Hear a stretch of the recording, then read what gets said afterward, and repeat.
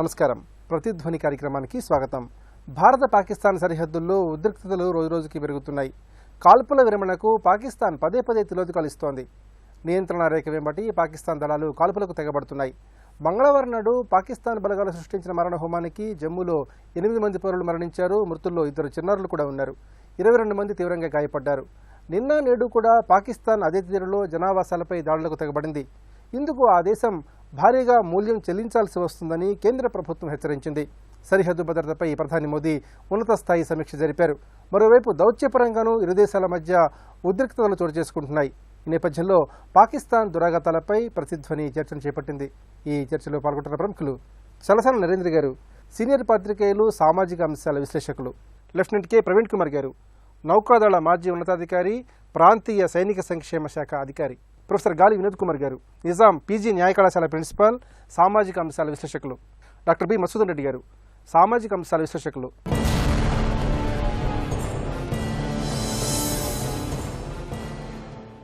నరేంద్ర గారు, ఉరీ దాడి అనంతరం మన దేశం లక్షిత దాడులు చేసిన పాకిస్తాన్ వైఖరిలో ఎలాంటి మార్పు రాలేదు. నియంత్రణ రేఖ వెంబడి పాకిస్తాన్ కాల్పులకు తెగబడుతోంది. మరి పాకిస్తాన్ దురాగతాలపై ఏ విధంగా స్పందించాలి? గత 11 సంవత్సరాలుగా 2005 నుంచి మన సరిహద్దులో పాకిస్తాన్ తరచుగా కాల్పులు జరుపుతూ ఉంది. పాకిస్తాన్ మన దేశానికి ప్రత్యక్షంగా యుద్ధం చేసేటువంటి ధైర్యం లేక పరోక్షంగా ఒక పక్కన చొరబాటుదారులను పంపించడం, మరో పక్కన కాల్పులు జరపడం జరుగుతుంది. అయితే ఉరీ దాడి అనంతరం భారతదేశం ఈ విధంగా స్పందిస్తుందని, ఆ విధంగా లక్షిత దాడులు చేసి వాళ్ళ యొక్క భూభాగం మీదకి వచ్చి దాడి చేస్తుందని ఊహించలేదు. అదే సమయంలో అంతర్జాతీయ వేదికల మీద భారతదేశం పాకిస్తాన్ని ఒక ఉగ్రవాద దేశంగా నిలబెట్టడంలో విజయం సాధించింది. ఇంగ్లాండ్ ప్రధానమంత్రి ప్రపంచంలో జరుగుతున్నటువంటి అన్ని ఉగ్రవాద దాడులలో 60% దాడులకి పాకిస్తానే కారణమని బహిరంగంగా ప్రకటన చేయటం, పాకిస్తాన్ ఒక చైనా తప్ప మరే దేశం కూడా ఈ విషయంలో సమర్థించే పరిస్థితి లేకపోవడంతో ఒక విధంగా గందరగోళ పరిస్థితి నెలకొల్పి ఉంది. అంతర్గతంగా కూడా పాకిస్తాన్ ఒక పక్కన సైన్యం నుంచి అనేక ఒత్తిడులు ఎదుర్కొంటుంది. ఈ పరిస్థితుల్లో ఏం చేయలేక తన యొక్క అస్తిత్వాన్ని నిరూపించుకోవడం కోసం ఒక విధంగా కాల్పుల్ని ఇంకా ఎక్కువగా ఉధృతంగా జరుపుతుంది. ఈ కాల్పుల్ని ఒక పక్కగా సైనిక పరంగా మనం ఎదుర్కొంటూ వాటి తగిన సమాధానం చెప్తూ, ఈ సందర్భంగా మనకు లభించినటువంటి కొన్ని అవకాశాలను సద్వినియోగం చేసుకుని భారతదేశంలో ఈ సమస్యకి ఒక శాశ్వత పరిష్కారం కోసం ప్రయత్నం చేయాలి. మొట్టమొదటిగా బలూచిస్తాన్లో ఉన్నటువంటి మానవ హక్కుల గురించి ప్రధానమంత్రి స్పందించడంలో ఆ దేశంలో కానీ ప్రపంచంలో కానీ మంచి స్పందన వచ్చింది. అదే సమయంలో లక్షిత దాడులు కాగానే పాక్ ఆక్రమిత కాశ్మీర్లో మొట్టమొదటిసారిగా పెద్ద ఎత్తున ప్రదర్శనలు జరిగాయి. పాకిస్తాన్కు వ్యతిరేకంగా భారత్ అనుకూలంగా ప్రదర్శన చేశారు. ఈ పాకిస్తాన్ నుంచి మాకు విముక్తి కలిగించండి, మా భారతదేశంలో కలుపుకోండి అని ప్రదర్శనలు జరిగాయి.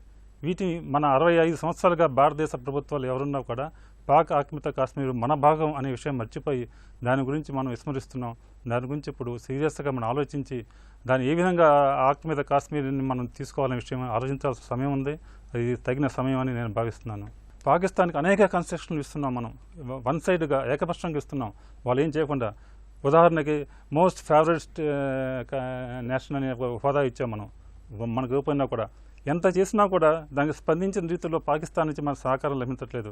పాకిస్తాన్ వాళ్ళకున్న సమస్యలు కావచ్చు, ఏమైనా కావచ్చు, భారతదేశానికి ఒక బూచిలాగా చూపించి ప్రపంచంలో తన అస్తిత్వం కోసం ప్రయత్నం చేస్తుంది. మొన్నటి వరకు అమెరికా లాంటి దేశాలు కూడా ఆఫ్ఘనిస్తాన్ ఇతర యుద్ధాల కారణంగా పాకిస్తాన్ మద్దతు ఇచ్చాయి. అయితే ఈనాడు మారిన పరిస్థితుల్లో పాకిస్తాన్ ప్రపంచంలో ఒంటరిగా మిగలటంతో దీనికి అవకాశంగా తీసుకొని మనం మన దౌత్యపరంగా కానీ అన్ని రకాలుగా పాకిస్తాన్ మీద ఒత్తిడి తెచ్చి ఇటువంటి ప్రయత్నం భారతదేశం చేయాలి. ప్రవీణ్ కుమార్ గారు, సరిహద్దుల్లో పాకిస్తాన్ ఎప్పటికప్పుడు కవింపు చర్యలకు పాల్పడుతూనే ఉంది. చివరికి జనావాసాలపై కూడా విరుచుకుపడి కాల్పులకు తెగబడుతోంది. మరి ఇందుకు పాకిస్తాన్ భారీ మూల్యాన్ని చెల్లించుకోక తప్పదంటారా? మరోసారి ఈ లక్షిత దాడులు అనివార్యమంటారా? భారత పాకిస్తాన్ చరిత్ర మనం చూసినట్లయితే 1965 సంవత్సరంలో మరి మొట్టమొదటిగా భారత పాకిస్తాన్ మధ్య యుద్ధం జరిగింది. తర్వాత 1971 సంవత్సరం కూడా భారత పాకిస్తాన్లో యుద్ధం జరిగింది. మరి ఆ సమయంలో పరిస్థితిని గమనిస్తే 1965 సంవత్సరము మరి అప్పుడు పాకిస్తాన్ మరి భారత భూభాగంలోకి చొరబాటుదారులను, ప్రత్యేకంగా కాశ్మీర్, జమ్మూ అండ్ కాశ్మీర్ యొక్క రాష్ట్రంలోకి చొరబాటుదారులను ప్రవేశింపజేసి భారతదేశానికి తిరుగుబాటు చర్యగా ఈ కార్యకలాపాలు చేపట్టింది. అప్పుడు మాత్రమే మనము సైనిక చర్యగా దిగాల్సి వచ్చింది. మరి 1971 సంవత్సరం చూసినట్లయితే మరి తూర్పు పాకిస్తాన్ అప్పటి ప్రాంతంలో మరి ఆ దేశంలో భారత సంతతికి చెందిన బెంగాలీలు చాలామంది నివాసం ఉండేవారు. ఆ సమయంలో మరి పాకిస్తాన్ మరి భారతదేశం సంతతి వారైనటువంటి బెంగాలీలను చాలా హింసలు పెట్టి అక్కడ వారికి వ్యతిరేకంగా అనేక కార్యకలాపాలు చేపట్టింది. ఎప్పుడైతే ఈ కార్యకలాపాలు చేపట్టిన తర్వాత మన దేశంలోనికి చాలామంది వాళ్ళు ప్రజలు ఇక్కడికి రావడం అయిన తర్వాత అప్పుడు భారత ప్రభుత్వం తీర్మానం చేసి మరి 1971 సంవత్సరంలో మరి పాకిస్తాన్కి వ్యతిరేకంగా యుద్ధం చేసింది. చెప్పొచ్చింది ఏంటంటే ప్రతి భారతదేశము చాలా శాంతి కాముకమైన దేశము. ఎప్పుడు కూడా ఇతర దేశంలో యొక్క అంతర్గత వ్యవహారాల్లో మనం జోక్యం చేసుకోవాలని భారతదేశం ఎప్పుడు అనుకోలేదు. ఎప్పుడైతే మన దేశానికి వ్యతిరేకంగా వాళ్ళు కార్యకలాపాలు చేపట్టినట్లయితే అప్పుడు భారతదేశం తగిన రీతిగా స్పందిస్తూ వచ్చింది. మరి ఇప్పుడు ఉన్నటువంటి మరి ఈ లక్ష్య దాడులు మళ్ళొకసారి ఇది చేస్తే ఇది సొల్యూషన్, ఇది ఒక సమాధానం కాదు. ఇది అంతర్గతంగా మరి ఐక్యరాజ్య సమితి మరి ఈ విషయంలో జోక్యం చేసుకొని ఈ భారత పాకిస్తాన్ మధ్యలో ఏదైతే ఉద్రిక్త పరిస్థితులు నెలకొన్నావో ఆ ఉద్రిక్త పరిస్థితులకు సమాధానంగా ఇరువురిని మరి భారత పాకిస్తాన్ దేశాల అధినేతలతో చర్చలు జరిపి దీనికి ఒక సామరస్యపూర్వకంగా సమాధానం చెందాల్సి తప్ప లేక లక్షిత దాడులు ఈ విధంగా చేస్తున్నట్లయితే దీనికి ఇది ఒక సొల్యూషన్ కాదని నేను వ్యక్తిగతంగా భావిస్తున్నాను. వినోద్ కుమార్ గారు, దౌత్యపరంగా కూడా భారత పాకిస్తాన్ దేశాల మధ్య ఉద్రిక్త పరిస్థితులు చోటు చేసుకుంటున్నాయి. మరి ఇప్పుడు తాజా పరిస్థితిని ఏ విధంగా సమీక్ష చేసుకోవాలి? అంతర్జాతీయ న్యాయశాస్త్రం ప్రకారంగా ఏ దేశం కూడా తమ సరిహద్దు వరకు సరిహద్దు రక్షించుకోవడంలో తప్పలేదు. తన సరిహద్దును రక్షించుకోవడంతో తన పౌరులను రక్షించుకోవడం తప్పలేదు. బట్ సరిహద్దు నిబంధనలకు విరుద్ధంగా చట్టాన్ని ఉల్లంఘిస్తూ అనేకసార్లు పాకిస్తాన్లో దాడి చేయడం, తర్వాత ఆ విషయంలో అనేకసార్లు మన ప్రభుత్వం హెచ్చరిక చేసినప్పటికీ కూడా లక్ష్యం పెట్టకుండా సామాన్యుల మీద దాడి చేసి చంపేయడం అనేది అనాగరికము, అది దుశ్చర్య. అది ఆ ప్రపంచంలో ఏ దేశం కూడా దాన్ని అంగీకరించదు. కాబట్టి అట్లాంటి వాతావరణాన్ని ఇవాళ క్రియేట్ చేయడం పాకిస్తాన్కి తగదు. ముఖ్యంగా ఇలా ఏదైనా సమస్య ఉంటే అంతర్జాతీయ వేదికల మీద ప్రశ్నించుకోవచ్చు, చర్చించుకోవచ్చు. ఆల్రెడీ యుఎన్ఓ మనకు ఉంది. అనేక సార్లు ఈ అంశం చర్చ కూడా వచ్చింది. కాశ్మీర్ ఇష్యూను మన దేశం కూడా చాలాసార్లు నిర్లక్ష్యం చేసింది. నిజంగా చెప్పాలంటే ఇంతవరకు కాశ్మీర్ సమస్యను ఎప్పుడో పరిష్కరించాల్సి ఉంటుంది. ముఖ్యంగా పాక్ ఆక్రమిత కాశ్మీర్ సమస్యను ఇప్పటివరకు పరిష్కరించకపోవడంలో అర్థం ఏంటి అంటే నిరంతరము ఇటు ఇండియా పాకిస్తాన్ మధ్యలో యుద్ధం జరిగితే ఇటు ఓట్ బ్యాంక్ రాజకీయాలకు కూడా పాల్పడే అవకాశం ఉంది. ఇక్కడ ఏంటంటే అటు ముస్లిము పాకిస్తాన్ మీద క్రికెట్ విషయంలో కూడా ఎప్పుడైనా ఇండియా పాకిస్తాన్ ఒకవేళ ఇండియా గెలిస్తే సంతోషపడుతుంది, ఒకవేళ పాకిస్తాన్ గెలిచింది అనుకోండి చాలా బాధపడే కార్యక్రమం ఇండియాలో ఉంది. అట్లాంటి వాతావరణాన్ని కూడా క్రియేట్ చేస్తున్నాయి ఇవి రాజకీయ పార్టీలు రాజకీయ అవసరాల కోసం. నేను ఇవాళ ఏమంటున్నానంటే మొత్తం యావత్ పౌర సమాజం అంతా కూడా అటు పాకిస్తాన్లో కావచ్చు ఇటు ఈ భారతదేశంలో కావచ్చు ప్రశ్నించాల్సింది ఏంటంటే రాజకీయ అవసరాల కోసము అటు పాకిస్తాన్ అధినేత కానీ ఇటు భారత రాజకీయవేత్తలు కానీ తమ అవసరాల కోసం ప్రజా సమస్యల్ని సరిగా చర్చించకుండా, అడ్రస్ చేయకుండా, పరిష్కరించకుండా ఇరువైపుల జవాన్లను చంపుకోవడం, ఇరువైపుల సామాన్య పౌరులను చంపుకోవడం, ఇరు దేశాలు కూడా ఉల్లంఘన గురి చేయడం, అంటే ఇట్లాంటి వాతావరణం నుండి బయటపడకపోతే భారతదేశం ఇంత పెద్ద దేశం చిన్న దేశాన్ని ఏంది ఎన్నిసార్లు అటాక్ చేయడం ఏంటి, చిన్న దేశం మీద దాడి చేయడం ఏంటి అనేది ప్రపంచంలో కూడా ఒక చర్చ జరుగుతుంది. కాబట్టి ఇలా పాకిస్తాన్ దుశ్చర్యలు పాకిస్తాన్ ఉగ్రవాద దేశంగా నిలబెట్టడంలో మనం సాఫల్యం చెందాం. అదే కోణంలో ఇవాళ పాకిస్తాన్కు మనం తప్ప అంటే భారతదేశమే నిజమైన అండగా, నిజంగా భారతదేశము ఈ పాకిస్తాన్ ప్రజలకు అండగా ఉండడం కాకుండా ఈ సమస్యలకు పరిష్కారం కూడా భారతదేశం అందించగలదనేది ఇవాళ స్నేహభావాన్ని కూడా క్రియేట్ చేయాల్సి ఉంది. ఎందుకంటే మనకు నేపాల్తో మంచి సంబంధాలు ఉన్నాయి, అట్లాగే మనకు పక్కకున్న బంగ్లాదేశ్తో మంచి సంబంధాలు ఉన్నాయి, అండ్ పొరుగు దేశాలతో సంబంధాలు ఉన్నాయి. ఇప్పుడు పాకిస్తాన్తో మాత్రమే ఎందుకు కవ్యం చర్యలు ఉండాలి మనకి? అంతకుముందు బొంబాయి దాడి జరిగినప్పుడు కానీ, ముంబై దాడి జరిగినప్పుడు కానీ, పార్లమెంట్ మీద అటాక్ జరిగినప్పుడు కానీ సర్జికల్ స్ట్రైక్స్ ఎందుకు చేయలేదు? అప్పుడు ఎందుకు పాకిస్తాన్ భూభాగం ఎంటర్ అయ్యి ఈ ఉగ్రవాదులను చంపలేదు? ఎందుకు అంతకాలము కసబ్ను జైల్లో ఉంచి వాడి విచారణ పేరు మీద చేసి 200 పైగా పౌరులు సామాన్య పౌరులు చనిపోయినప్పటికీ కూడా అంతగానో సుదీర్ఘకాలంగా మనం ఉంచుకున్నాం. కారణం ఏంటి? ఇవన్నీ రాజకీయ ప్రయాణాలు ఉన్నాయి. జూలై నుంచి ఇప్పటిదాకా కాశ్మీర్లో దాదాపు 26 పాఠశాలను దుండకులు తగలబెట్టారు. ఇది చాలా దుశ్చర్య. ఈ దుశ్చర్య అండి. ఇట్లాంటి చదువుకునే పాఠశాలను అక్కడ పౌరులు కానీ అక్కడ ఉపాధ్యాయులు కానీ ఎవరు కూడా అంగీకరించట్లేదు. చదువుకున్న ప్రతి సమాజం దీన్ని వ్యతిరేకిస్తుంది. కావాలని ఇస్లామిక్ టెర్రరిస్టులు చదువు పేరుతో ఎవడైతే కొంత విజ్ఞానవంతుడైతాడో వాడు ప్రశ్నిస్తాడు కాబట్టి, వాళ్ళని దుశ్చర్యలను ప్రశ్నిస్తాడు కాబట్టి అట్లా ప్రశ్నించకుండా ఉండాలంటే భయానక వాతావరణాన్ని క్రియేట్ చేసేసి అసలు చదువుకోకుండా చేసి అసలు ప్రశ్నించకుండా చేయడం అనేది ఒక దుశ్చర్యల భాగంగా ఇలా పాక్ టెర్రరిస్టు వర్గాలు ఏవైతే ఉన్నాయో అది చేస్తున్నది అది యావత్తు ప్రపంచం అంతా ఖండించాల్సిన అవసరం ఉంది. అట్లాంటి దుశ్చర్యలను ఏ దేశం కూడా సపోర్ట్ చేయదు, ఖచ్చితంగా అక్కడ పౌరులు కూడా సపోర్ట్ చేయరు, కాశ్మీర్ ప్రజలు కూడా. వసూన్ రెడ్డి గారు, పాకిస్తాన్ బలగాలు నియంత్రణ రేఖ వెంబడి కాల్పులకు పాల్పడుతూనే మరోవైపు మన దేశ సరిహద్దు నుంచి ఉగ్రవాదుల్ని మన దేశంలోకి పంపిస్తున్నాయి. మరి ఈ అంశాన్ని ఏ విధంగా చూడాలి? పాకిస్తాన్ దురాఘాతాలకు ఏ విధంగా అడ్డుకట్ట వేయాలి? ఇప్పుడు మనం ఒకసారి పాకిస్తాన్ యొక్క దమన నీతిని గమనించినట్లయితే పాకిస్తాన్ ప్రభుత్వాలు కానీ పాకిస్తాన్ ఆర్మీ కానీ వాళ్ళ ప్రజలను కాపాడుకునే పరిస్థితిలో లేరు. వాళ్ళు గతంలో జరిగిన సంఘటనలు ఉన్నాయి. పాకిస్తాన్లో పాఠశాల మీద ఉగ్రవాదుల దాడి కానీ, మొన్న sub inspector police training college జరిగిన దాడులు కానీ అక్కడ వందలాది మంది చనిపోతారు. ఈరోజు జైషే మహమ్మద్కు లష్కర్ తోయిబాకి అడ్డా పాకిస్తానే, ఉగ్రవాదులకు అడ్డా పాకిస్తానే. ఈరోజు యావత్ ప్రపంచం గమనిస్తున్నది. అదేవిధంగా ఈరోజు ఉరి సంఘటనలు జరిగిన దాడులు కానీ, అంతకుముందు ముంబై బ్లాస్ట్గా ఇవన్నీ కూడా సంఘటనలు చూసినాం మనం. ఈరోజు నిన్న జరిగిన సంఘటనలు సాంబా సెక్టర్ కానీ, పూంచ్ సెక్టర్ కానీ, రాజౌరి కానీ, జమ్ కానీ, ఈరోజు 25,000 మంది ప్రజలు వాళ్ళు గ్రామాలు వదిలివేసి వాళ్ళు బయటకు వస్తున్నారు, షెల్టర్లు తీసుకుంటున్నారు. అంటే ఆ రోజు 110 రోజులు 400 పాఠశాలలు బంద్ ఉన్నాయి. అంటే సివిలియన్స్ అంతా దెబ్బతింటున్నారు. ఇక్కడ సామాన్యమైన ప్రజలు ఈరోజు పాకిస్తాన్ చేస్తున్న దాడుల వలన మరి ఈరోజు భారత్లో ఈ సామాన్య ప్రజలకు ఇబ్బంది కలుగుతున్నది.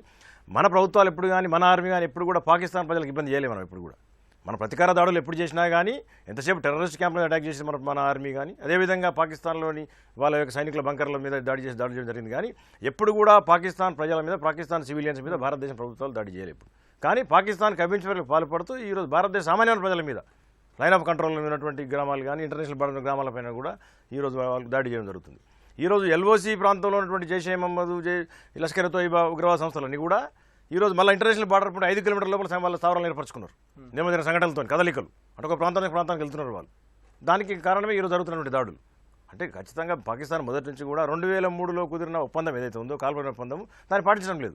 2003 నుంచి 2005 వరకు కొంత పాటించారు. 2005లోనే ఉల్లంఘన చేయడం జరిగింది. 2008 వరకు కంటిన్యూ చేస్తూనే ఉన్నారు. మళ్ళీ 8 నుంచి ఒక 2-3 సంవత్సరాలు కొంచెం అలా కనిపించింది. మళ్ళీ 12 చూస్తుంటే వందల సార్లు, వేల సార్లు మరి పాకిస్తాన్ ఉల్లంఘనలు పాల్పడుతుంది. సర్జికల్ స్ట్రైక్స్ అనేది ఖచ్చితంగా జరగాల్సిందే. ఎందుకంటే ఏ దేశ భద్రత అయినా కానీ ఆ దేశ ప్రభుత్వం కాపాడుకునే బాధ్యత ఉంటుంది. ఖచ్చితంగా ఈరోజు మన మిలిటరీ ఇంటెలిజెన్స్ కూడా వాళ్ళు తీసుకున్న సమాచారం ప్రకారం మన ఆర్మీ కానీ, మన బలగాలు కానీ, BSF కానీ ఇవన్నీ కూడా ప్రతీకారమైన చర్య తీసుకుంటున్నాయి. కాబట్టి ఖచ్చితంగా ఈరోజు జరుగుతున్నటువంటి సంఘటన ఏదైనా అందరం యావత్ ప్రధానంగా ఖండించాలి. అదేవిధంగా UNO యావత్ ప్రపంచ దేశాలన్నీ ఏకమై ఈరోజు పాకిస్తాన్లో ఉన్నటువంటి ఉగ్రవాద సంస్థలకు మాతృ సంస్థ అయిపోయింది పాకిస్తాన్. కాబట్టి దాన్ని ఏకాగ్రి చేసి ఈరోజు అంతర్జాతీయంగా కూడా పాకిస్తాన్ ఒత్తిడి తీసుకోవాల్సిన బాధ్యత అందరి మీద ఉంది. ఎందుకంటే ఇటు మిడిల్ ఈస్ట్లో కానీ, మన ప్రాంతంలో కానీ, ఆసియా ఖండంలో ఈరోజు శాంతి నెలకొల్పాలంటే ఖచ్చితంగా పాకిస్తాన్ కంట్రోల్ చేసిన బాధ్యత యావత్ ప్రపంచ దేశాల మీద. గారు, పాకిస్తాన్ ప్రేరేపిస్తున్న ఉగ్రవాదాన్ని ఇక ఏమాత్రం సహించబోమని కేంద్ర ప్రభుత్వం స్పష్టంగా చెప్పింది. మరి పాకిస్తాన్ దుశ్చర్యలను అంతర్జాతీయ వేదికల మీద ఏ విధంగా ఎండగట్టాల్సిన అవసరం ఉంది? ఇప్పటికే మన భారతదేశ ప్రయత్నాల వల్ల అయితేనేమి, ఇతర కారణాలు అయితేనేమి, అంతర్జాతీయ ఐక్యరాజ్య సమితిలో కానీ, అమెరికాలో, ఇంగ్లాండ్లో అనేక దేశాల్లో పాకిస్తాన్ వాళ్ళ ఒక దోషిగా నిలబడింది ఉగ్రవాద విషయంలో. అయితే ఇక్కడ మరొక పాకిస్తాన్ ఈ విధంగా ఒకేసారి ఉధృతంగా ప్రవర్తించడానికి మరొక తెర వెనుక కారణం ఉంది, చైనా ఉంది. చైనాకి పాక్ ఆక్రమిత కాశ్మీర్లో ఒక భారీ ఎకనామిక్ కారిడార్ నిర్మాణం చేయడానికి ప్రయత్నాలు చేస్తుంది. ఆ కారిడార్లు చేయడం ద్వారా ఆ ప్రాంతాన్ని మొత్తం కూడా తన ఆధీనంలో తెచ్చుకోవడానికి ప్రయత్నం చేస్తుంది.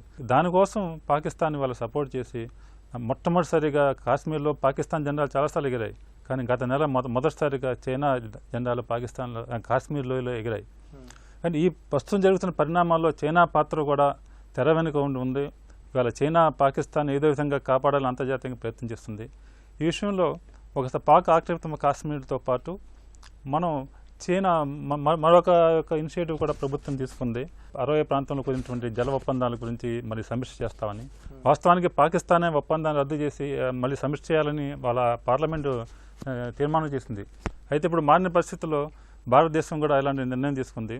ఇవాళ సైనికంగా జరుగుతున్న చర్యలు కూడా రాజకీయ నాయకత్వం స్పష్టంగా గత 20 సంవత్సరాల నుంచి స్పష్టమైన పాకిస్తాన్ విధానం దేశంలో లేదు. రాజకీయ పార్టీల మధ్య ఒక ఏకాభిప్రాయం లేదు. వాళ్ళ కాంగ్రెస్, BJP మధ్య పోటీ రాజకీయాలు చూసుకోవడం వలన భారతదేశం ప్రపంచ వేదిక మీద ఒకే స్వరాన్ని ఈ విషయంలో మనం వినిపించలేకపోతున్నాం. కేవలం దీని రాజకీయ లబ్ధి అన్నారు. అయితే మనం కూడా ఈ దాడులు ఇంతకుముందు కూడా సర్జికల్ దాడులు చాలా జరిగాయి, UPA టైంలో జరిగాయని చెప్తున్నారు. అంతకుముందు స్థానికంగా ఆర్మీ స్పాంటేనియస్ రియాక్షన్గా దాడులు చేశారు. మొట్టమొదటిసారిగా రాజకీయ నాయకత్వం కూర్చుని దాడులకి ప్లాన్ చేసి ఈ విధంగా భారీ స్థాయిలో దాడులు జరిగాయి. అయితే ఈ దాడులు కూడా దాడి చేయడం గొప్ప విషయం, కానీ అంతగా మన లక్ష్యాన్ని చేరుకునే విధంగా లేవు.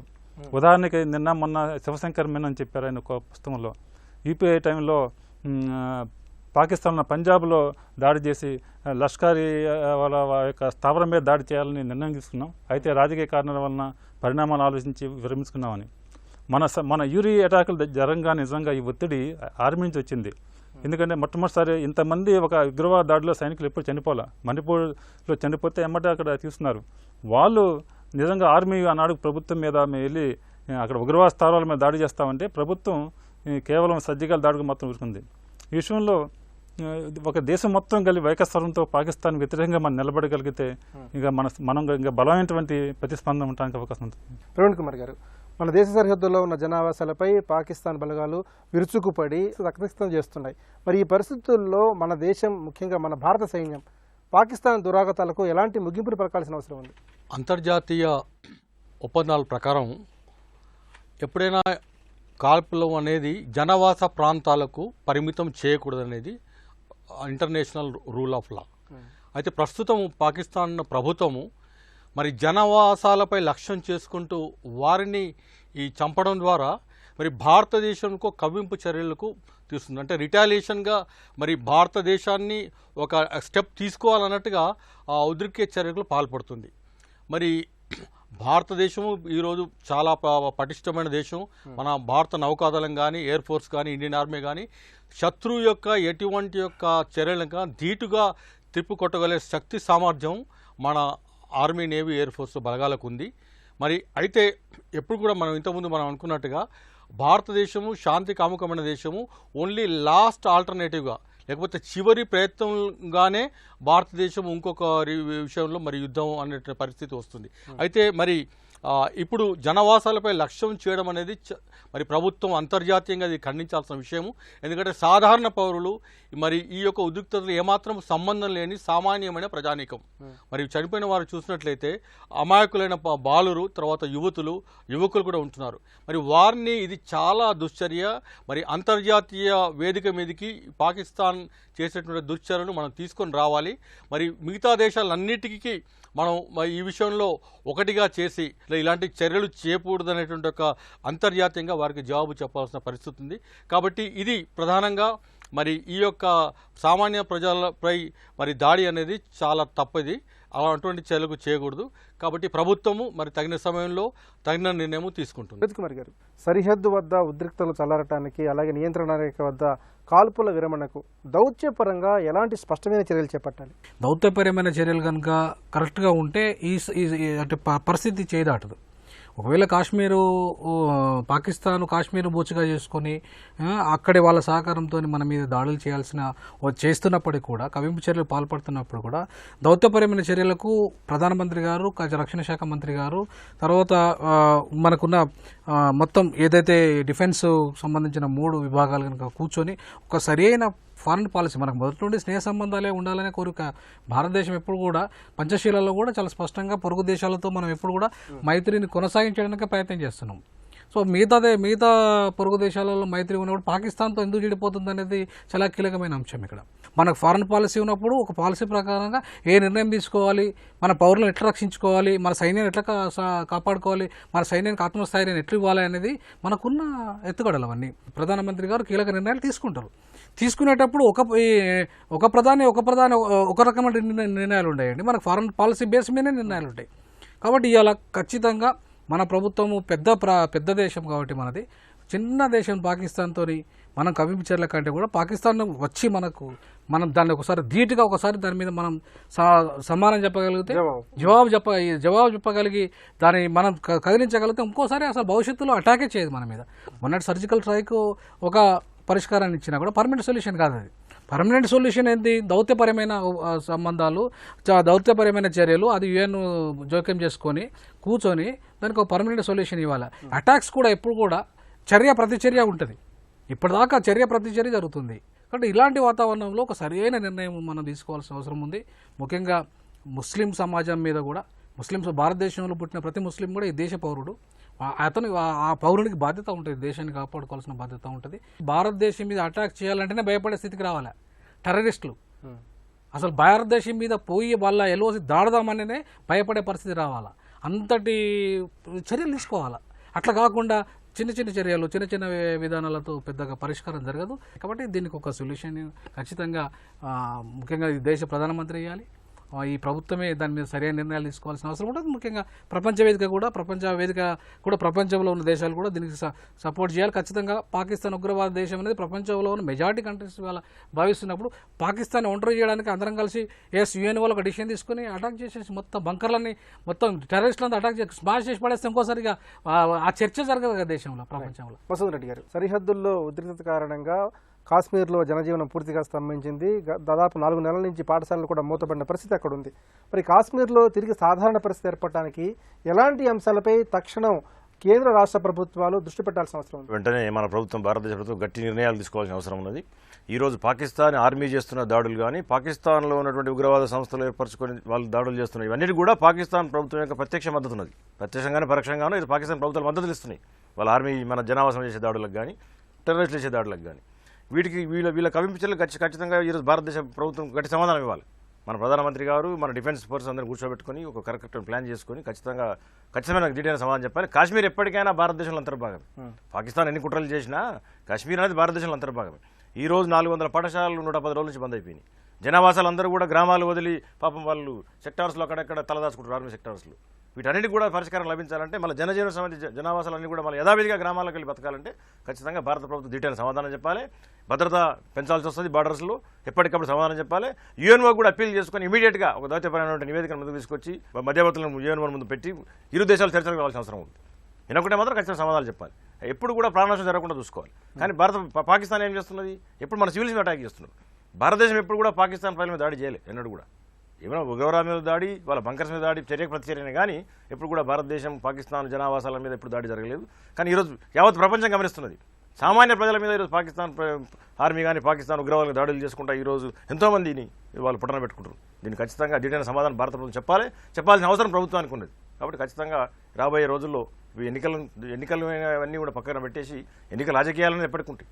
రాజకీయాలన్నీ భారతదేశంలో ప్రజాస్వామ్యంలో వాళ్ళ దేశమే మన దేశమే అవన్నీ జరుగుతూనే ఉంటాయి. కాబట్టి టెర్రరిజం అనేది టెర్రరిజమే. దానికి there is no caste and creed religion for the terrorist activities. కాబట్టి భారతదేశ ప్రభుత్వం ధీటుగా స్పందించి ఖచ్చితంగా పాకిస్తాన్ ఎక్కడిక్కడ తిప్పికొట్టి అంతర్జాతీయంగా ఏకాకిని చేసి ఈరోజు పాకిస్తాన్కు సమాధానం చెప్పాల్సిన బాధ్యత మన ప్రభుత్వం మీద ఉంది. దేశ సరిహద్దుల్లో పాకిస్తాన్ దురాగతాలను చూస్తుంటే కాల్పుల విరమణ ఒప్పందానికి పాకిస్తాన్ అనధికారికంగా ముగింపు పలికినట్లేనన్న అభిప్రాయం చర్చలో వ్యక్తమైంది. పదే కవ్వింపు చర్యలకు పాల్పడుతున్న పాకిస్తాన్ భారీ మూల్యం చెల్లించక తప్పదని విశ్లేషకులు చెబుతున్నారు. ఇది నేటి పరిస్థితి. నమస్కారం.